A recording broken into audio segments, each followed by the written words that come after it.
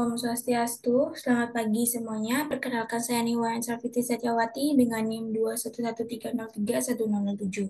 Pada kesempatan kali ini saya akan membahas soal OS Kimia pada tahun 2019. Soal yang pertama yaitu berikut ini adalah rumus struktur guanidin yang terdapat dalam urin dari hasil metabolisme protein. Bisa kita lihat di sini ya. Ini merupakan rumus struktur dari guanidin. Lalu ditanya persen massa nitrogen dalam guanidin. Baik, untuk pembahasannya, hal pertama yang kita lakukan yaitu mencari massa MR dari guanidin yang kita dapatkan itu sebanyak 59 MR-nya. Lalu tahap selanjutnya kita mencari persentase massa dari nitrogen dengan rumus yang digunakan yaitu total dari ARN total dari nitrogen yang terdapat dalam struktur ini dibagi dengan MR dari guanidin dikali 100%. Pada struktur terdapat 3N sehingga total ARN itu 3 dikali 14 dibagi dengan 59 dikali dengan 100% sehingga menghasilkan persen massa nitrogen dalam guanidin yaitu 71,19%. Dan jawaban yang tepat yaitu yang D. Lalu, pada soal yang kedua, sebanyak 101,50 gram sampel suatu biji yang mengandung perak dilarutkan. Semua Ag yang larut berubah menjadi 0,124 gram Ag2S. Persen massa Ag dalam biji tersebut adalah: pertama, kita cari dulu yang diketahui. Pada soal diketahui sampel biji itu sebanyak 1,50 gram dan Ag yang larut itu sebanyak 0,124 gram. Dan yang ditanya itu persentase massa Ag dalam biji. Hal pertama yang kita lakukan adalah mencari AR dan MR. MR Ag2S kita dapatkan 247,8 dan AR Ag kita dapatkan 107,9. Lalu kita mencari mol dari Ag2S dengan cara membagi massa Ag2S dengan MR Ag2S sehingga didapatkan mol Ag2S yaitu 0,00050 mol. Dalam 1 mol Ag2S tersebut terdapat 2 mol Ag, sehingga untuk mencari mol Ag, kita tinggal mengalihkan mol dari Ag2S dikali dengan 2, sehingga didapatkan mol Ag yaitu 0,001 mol.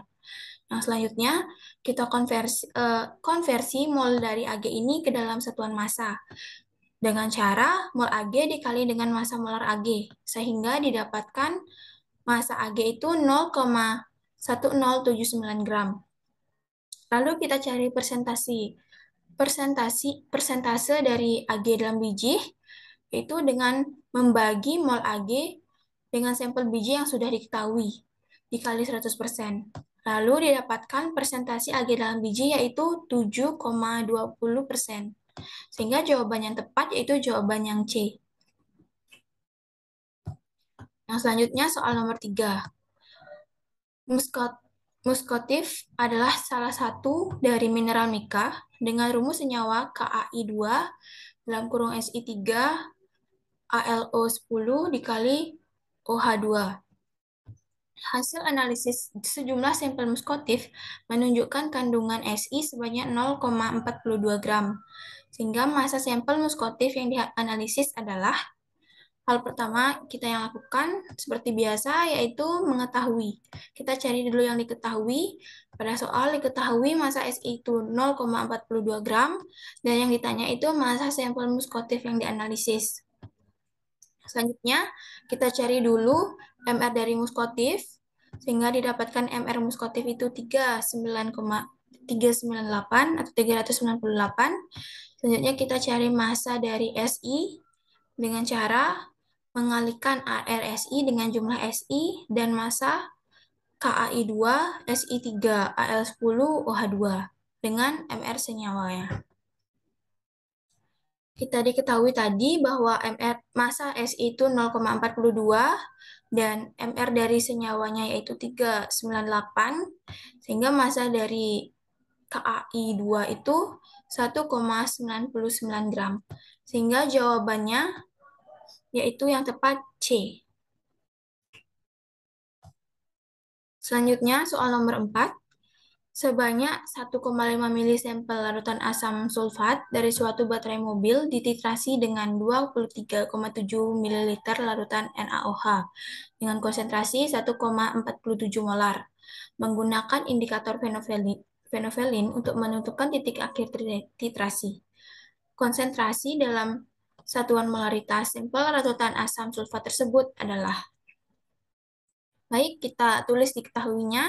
Pada soal diketahui volume sampel asam sulfat yaitu 1,5 mili dan volume dari NaOH dengan konsentrasi 1,47 molar itu 23,7 mili.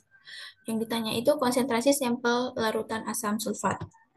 Yang pertama, jumlah NaOH yang digunakan dalam penetralan asam sulfat yaitu 34,839 milimol.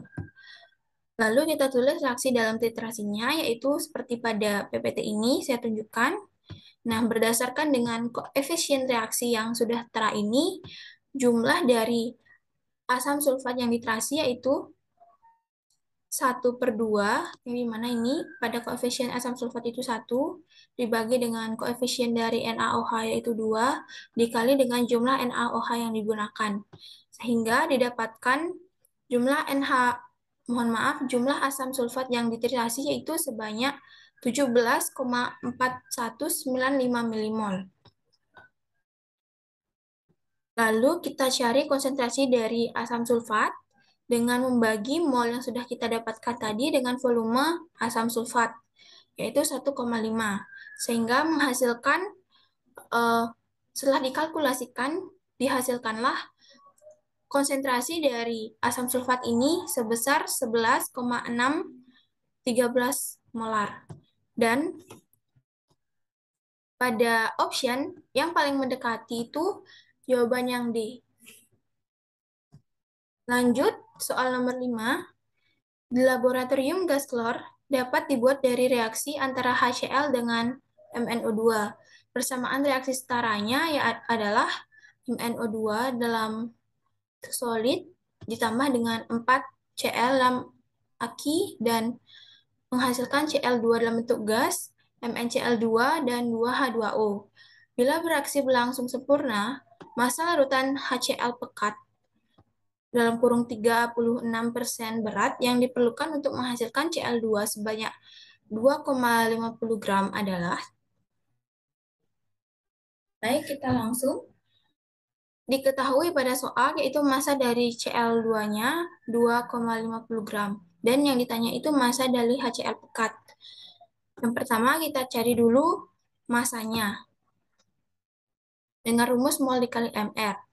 Lalu yang kedua kita cari mol dari Cl2-nya dengan rumus massa dibagi Mr.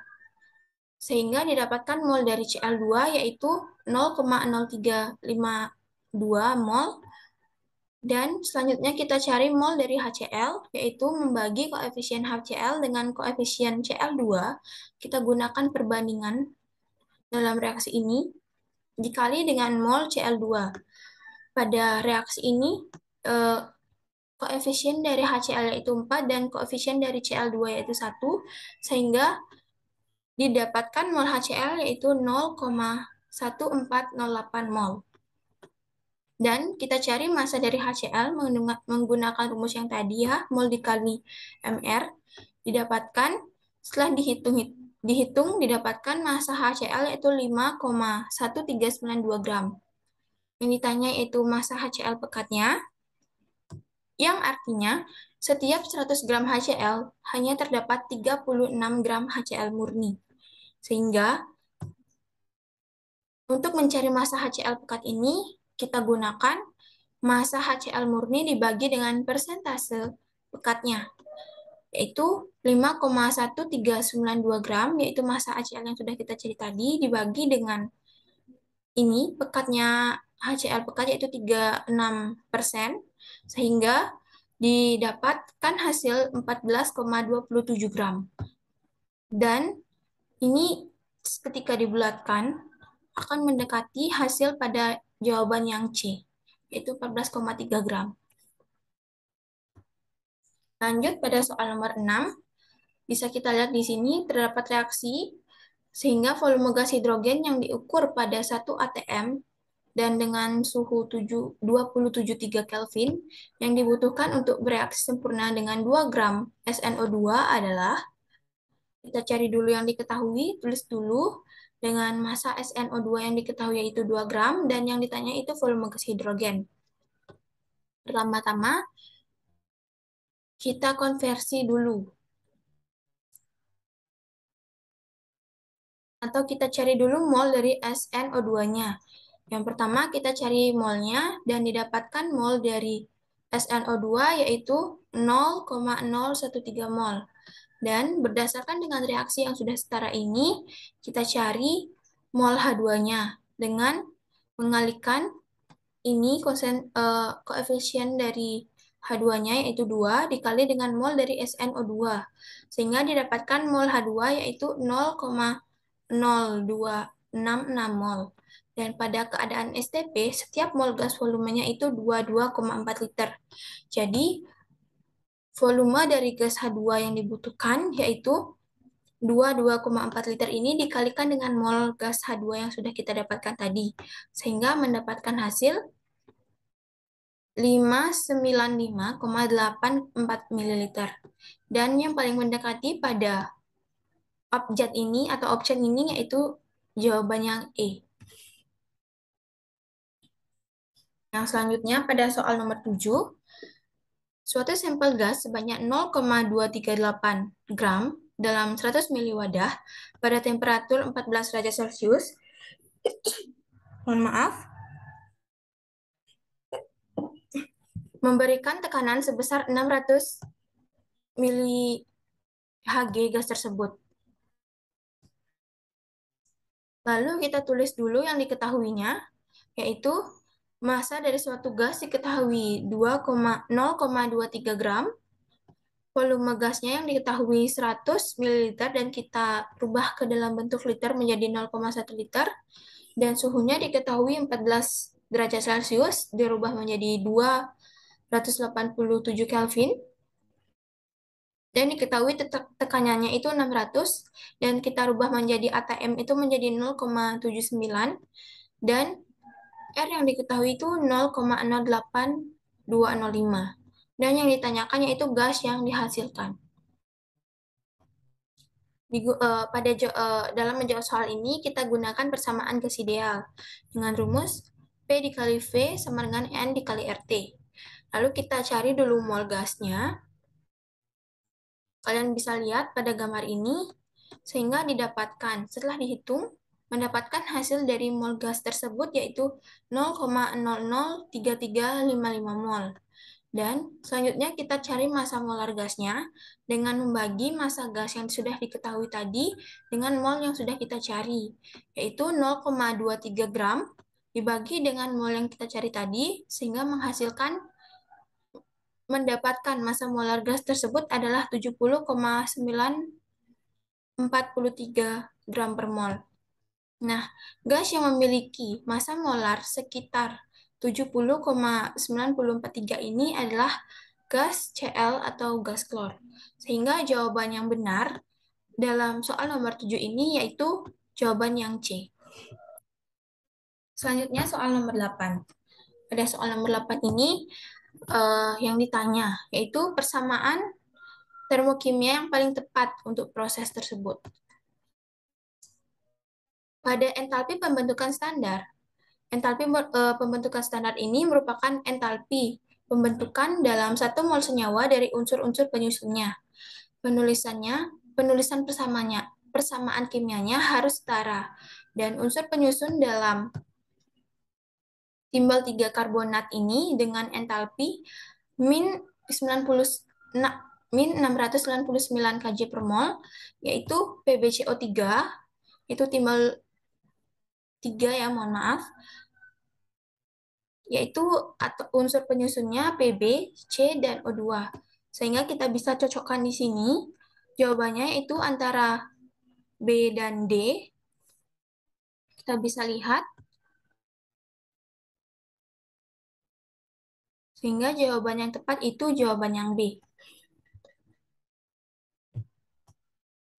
Selanjutnya soal nomor 9. Terdapat reaksi di sini dan ditanyakan pernyataan yang tidak benar berdasarkan reaksi ini. Baik, option yang benar yaitu yang C. Kenapa? Karena yang C itu salah ya, karena yang ditanyakan itu kan yang tidak benar.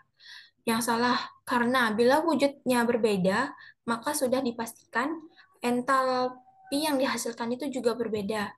Dan yang A ini benar ya, ketika reaksi dibalik maka entalpinya menjadi positif. Dan benar juga di sini terdapat 4 ikatan HCl yang lebih kuat dibandingkan dengan 4 ikatan dalam H2 dan Cl2.